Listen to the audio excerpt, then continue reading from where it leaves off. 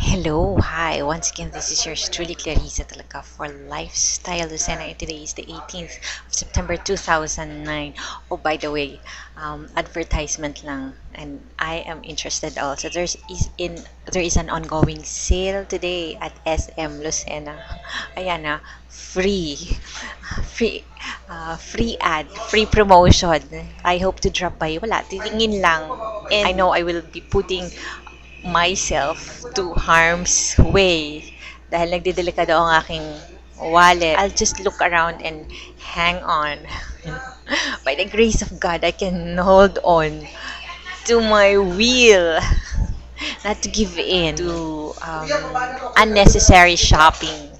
Kasi wala naman pang shopping talaga. Well, anyway, I just want to say something to close my broadcast yesterday. I also know of a couple, maybe a couple of friends whom nabalita ako na, na na-involved din sa domestic violence. Doon sa mga papasok pa lang sa isang sitwasyon na pwedeng magbunga nito. My ultimate question, sana itanong nyo sa sarili nyo mga kababaihan. O pwede na rin sa lalaki kung talagang may mga malalakas na babae dyan na nang babatter naman ng lalaki. Handa ba ako sa physical, financial, and social backlash na pwedeng mangyari if one day hindi ko na nakaya na makisama sa taong ito?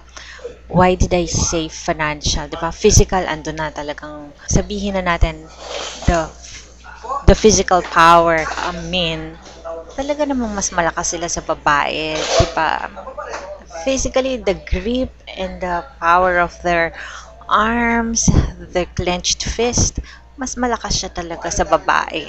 The financial, kasi sometimes, especially to the independent women out there, and those women with responsibility, napakahalagang bagay to be able to maintain your capacity to earn, diba? And kung sa pagpasok sa isang relationship, mawawala ito, what kind of relationship is that? Diba? Sa halip na makadagdag sa'yo bilang tao, makakabawas pa. So, sa halip na, that person will compliment me so that together we can do more things, hindi ang mangyayari. Dati-rati, nasa matino ang pag-iisip mo. Tapos biglang, hindi ka na makapagtrabaho, makapagnegosyo dahil una na walang ka ng credibilidad. Ikalawa, because of social backlash, because both of you share the same friends. Paano kung yung friends, pareho, tapos ganun, social contact importante sa negosyo, diba? Tapos, the feeling of being isolated dahil pwede kang pagkaisahan ng mga friends na ang sympathy nandun sa So, parang ang mangyayari, blackmail. We will only give our friendship to you kung patuloy ka na makikisama dito. Diba? Those are the things na sobrang extreme. Just to touch on them, like, to be open about them is one thing, one way of addressing it, diba? Para lang matapos na, para makalimutan na yung mga issues and concerns na gano'n because they happen. And I know of some particular women na nandun sa kalagitnaan ng ganong problema. So, before umabot sana sa ganong problema, it is better to observe some precautionary measures to make sure na hindi aabot yung sitwasyon na gano'n. And yung iba, di ba, kung puso ang paiiralin without, using your head, kakayanin ko lahat, babaguhin ko siya, i-renovate ko yung tao na yan. Kung sa iba naging malupit siya, sa akin babait siya. The danger is that,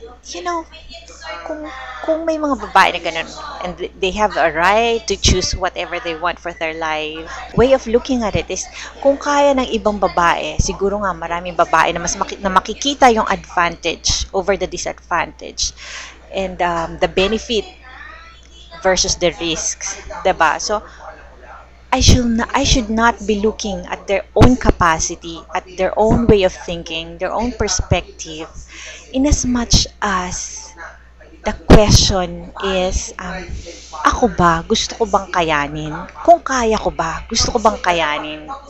Can I take that risk? So, yun lang. Speaking of rejection, today, as of this date, I have some pending applications and proposals to different quarters. Wala pa rin sagot. How do I apply my insights to this situation? Incidentally, last night, Jacqueline and I were having heart to heart. And, this usually comes before turn off the light, good night. She was voicing her uncertainty and insecurity about her future and what about our family, di ba? So it's so natural. Talagang sinabi ko nga sa kanya, she is not alone in feeling that way.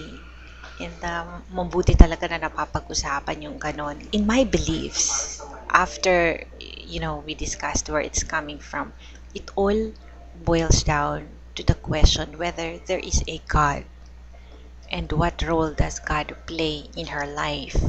Anxiety at certain level is just concern, diba? It's natural.